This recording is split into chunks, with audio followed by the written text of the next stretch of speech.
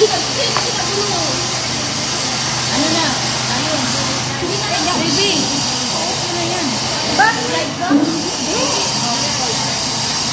Nag-live ka tapos yan. Nag-live, nagre-reclam mo.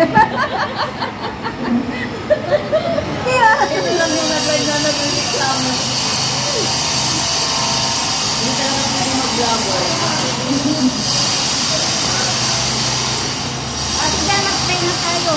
Hallelujah. Heavenly Father, we praise you, we adore you, God. Lord, maraming salamat sa araw na ito na pinipon mo kami upang talakayin ang iyong salita na about trusting God in the midst of trials. Patuloy na i-open mo ang spiritual eyes, spiritual understanding namin, higit sa lahat, maisagawa namin ang iyong mga salita, Panginoon, na aming naikunan.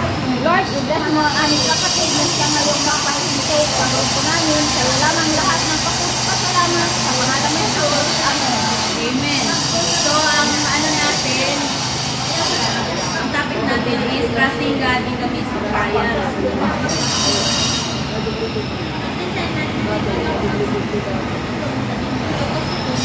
Ano nag-double? Iba-ibang topic yun. Parehas ang title, magkaiba ang laman. Yung minsan dito. Isa lang yung ano, isa lang yung oh, pero magkaiba yung ano, mga verses. Okay, na tayo. God's faithfulness is able times. So, in times of faithfulness, ang sabi dito, God is unchanging to His nature. So, ano bang nature ni God? Ang nature ni God is, He is a powerful and He is knowing God, the omnipotent God and the omniscient God. So, He is true to His nature, promises salvation to His people, and gives His promises forever. So, dito sa verses na Psalm 34 verse 17 to 18 sa NIV, the righteous cry out, and the Lord hears them. He delivered them from all their troubles. The Lord is close to the brokenhearted and saves those who are crushed in spirit. So, sinasabi dito, the righteous cry out. Sino ba yung mga righteous? Sabihin natin. Ang righteous, hindi lang naman nila tatay, hindi lang naman yung mga bishop, mga pari o mga elders. Yung righteous is yung naniniwala sa salita ng Panginoon. They are the righteous also. Kaya, yung prayer natin,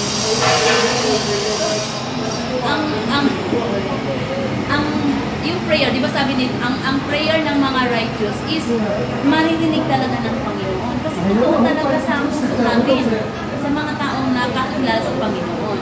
Kasi alam niya yung characteristic ng Panginoon eh. Alam niya kung ano yung heart ng Panginoon. Kaya, kung tayo, nananalangin tayo, kapag may malapit sa atin na ipag-pray mo nga, ako, ganito, ganyan. So, ang Panginoon, nakikita niya kasi yung righteous people, pinapakinggan talaga ng Panginoon. Kasi yun yung tumatanggap sa Panginoon ni Kristo eh. Yung righteous people, yung tayo, mga Kristiyano na nanampalataya sa Panginoon. Kung tayo naniniwala sa Panginoon, Yesu Kristo, ang lahat ng panalangin natin naririnig ng Diyos Ama through Jesus Christ, kasi nililinis yung ating kasalanan, di ba? Dahil sa ating kasalanan, ang lahat ng panalangin natin ay harang. Kaya nga, bago tayo manalangin, humingi tayo ng kapatawaran ng ba? Dunas, at tanggapin natin ang Panginoon ni Kristo para ang ating mga panalangin ay makarating sa Diyos. At saka, lahat ng mga broken hearted, yung mga down talaga na sa sobrang trials na diba, lahat tayo nakakaranas, diba, kung paano tayo naging down sa mga trials and testing. Doon nakikita ang heart natin ng Panginoon. Kasi doon tayo nagiging thankful. Doon din tayo naging yung sinod talaga ang kinakapitan.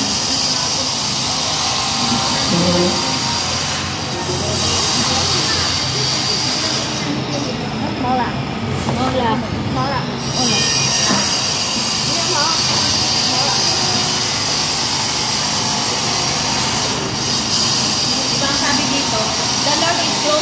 broken-hearted and save those who are crushed in spirit.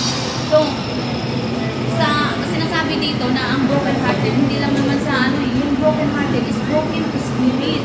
Ang espiritu talaga, hindi lang broken na broken ka sa ano, hiwalay. Hindi, yung broken is yung nahiwalay ka talaga sa espiritu ng Panginoon. Hindi lang talaga literal. So, kung spiritual talaga ang sinasabi dito na broken ka kasi wala ka talaga. Masaya ka. Sa mukha mo, masaya ka. Pero deep inside, broken ka. Wala kang wisdom na ganito Panginoon. Labas na lang ginagawa mo. Okay sa'yo, pero mali. Pagdating sa Panginoon, mali siya. So, dito tayo sa application. Reflect on God's faithfulness. So, ano ba yung faithfulness? Tayo ngayon ha, i-reflect natin ang mga sarili natin kung ano ba talaga ang faithfulness ng Panginoon in times of trials. Trust, hear our prayers, deliver us from troubles, and draw near to us where we are hurting. Diba? Magre-reflect tayo sa sarili natin kung ano ba talagang faithful katulad sa akin, diba? Sobrang talaga ang nag-bless din sa Panginoon. Versa, kasi ngayong taon, di ba, 10 years ako na naging Kristiyano sa tulong talaga ng Panginoon. Ang faithfulness ng Panginoon na in times of trials and testing, down na down ako, pero meron talagang tao na pinapadala ng Panginoon upang sa kahinaan ko, doon ako maging malakas. Hindi lang sa words of God. Yes, nandiyan yung words of God. Pero iba talaga, ng presensya ng tao na ipinapadala talaga ng ano. Kasi ang tao nang kailangan niya ng kausap, na nangailangan niya na laging may makikinig sa'yo. Magsalita ka na wala makikinig sa'yo, anong mararamdaman mo? Di ba? Nagtawag ka rin. Kailangan mo talagang, yes, mag-usap ka, mag-prayer ka, sumbong ka sa Panginoon. Pero iba talaga na meron ka sinusumbungan talaga kung bakit. Yan yung way na ang tao na yan ang sinasabi. Yun yung manalangin. Yun yung sinasabi dito na the righteous cry. Manalangin. Manalangin siya sa Panginoon kasi yung napipil mo, napipil niya yan. Kasi yun ang binigay ng Panginoon upang makatulong sa'yo, manalangin sa'yo. Kasi in times of troubles and testing, wala tayo dito. Wala tayong yung ano siya, pagi siya, baboy siya, yung parang wala tayo nakikita. Hindi klaro sa isip natin.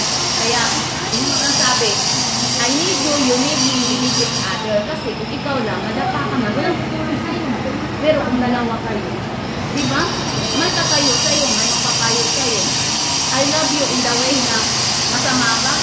Hindi ka rin tatay na mahalin kita sa paraan na yung i-review kita. Parang katulad kay Martin, ay sinareview ko, di ba? Ganun kasi mahal mo yung tao.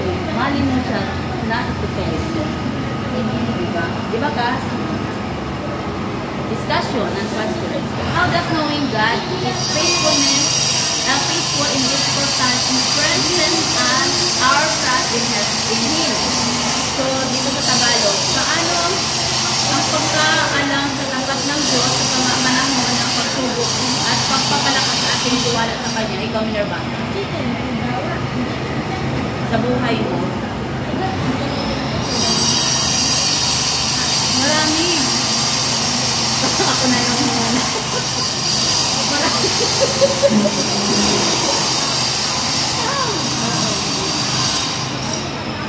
Diba? Ikaw, Ben. Ako yung naranasan ko yung time na 3 bangko ang nahingi sa akin. Tapos, imbes na ako yung magpadala, sila na ang magpadala sa akin dito. No. Imbes na ako ang magpadala sila. Sila yung utangan sa Pilipinas na magpadala kayo ng bayan sa Marita mo. Ngayon, tinulungan ka naman para makapayad ka. Diba? Grabe talagang kayo ako niya na. Tapos, hindi ko naman sinasabi na gano'n ako kabait. Siyempre, tao ka rin ako nasaktan. Pero, ang sabi ko, Lord, paawaan mo sila. Dahil alam ko na nakaraos din ako sa bangkong ko. Pero kawawa sila pagdating ng time na siyempre, meron pa rin time of prayer. Ha? Ano kaibigan. Ha? Kaibigan. Yung kita na nabalitaan ko na puno yung bahay nila. Divorce mo? Joke lang. Joke lang. Joke lang. Hindi ako pa nun. Kasi naisip lang yung nakaraos din ako. Pero kawawa sila. The Lord is the best. Oo, kaya na. Kasi alam ko ng salita ng Panginoon. Hindi ako nabalitaan ko yung isa na puno yung bahay nila. Yung isa na puno. O, blessing ito pa din. Kasi nadagdagan siya. O, di at least, nakaraos na ako sila. Galing yun dito. Ang dito pa sila. Hindi para makara... Yung nagtatago pa rin sila, nandito na sila. Hindi, ang ibig ko sabihin, kailangan ipanalangin sila ng mga alala nila kasi para makawala sila doon sa talikala ng kaaway. Kasi ano yung talikala yun? Gapos talaga. Yung akin naman, sa kanya, ako hindi iba. Kapatid ko. diba? Kapatid ko. Ganyan din. Yung iba-ibang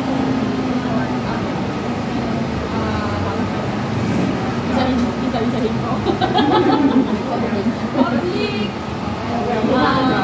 Dito rin yung kapatid mo? Pacific. Yung, ano yung bagong kasaranan. Yung 10. Diba na, illegal silang Iligan. Kasarado na eh. Noon Sunday. Uy, malas na naman nakuha. Yes. Ay, kagamitin daw na evidence yun. Laban sa kanila. Laban sa may-ari. Nandoon na, kasama pa rin ngayon.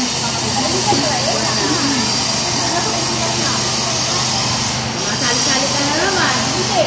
Sinabi ko na. Ang kulit yun. Makulit yun. Para lang malinutang din. May iwas ka.